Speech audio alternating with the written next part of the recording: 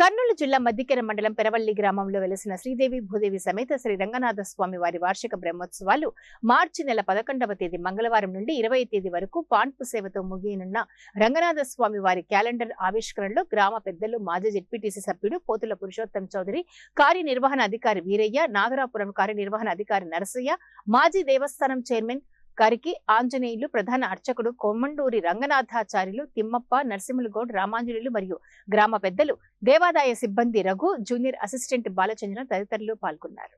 భక్తాదుల ద్వారా ఏర్పాటు చేయనున్నది. ఈ కార్యక్రమంలో ముఖ్య అతిథిగా పురుషోత్తం చౌదరి గారు, మాజీ జెడ్పీటీసీ మెంబరు, మాజీ చైర్మన్ మరియు మాజీ చైర్మన్ వారి కన్యయ్య గారు, గ్రామస్తులు, అదేవిధంగా ముఖ్య అతిథిగా నాగలాపురం ఎగ్జిక్యూటివ్ ఆఫీసర్ గారు నరసయ్య గారు, ప్రస్తుత దేవస్థానం ఎగ్జిక్యూటివ్ కార్యనిర్వహణాధికారి వీరయ్య గారి సమక్షంలో ఈ గోడ పత్రికను ఆవిష్కరించడం జరిగినది.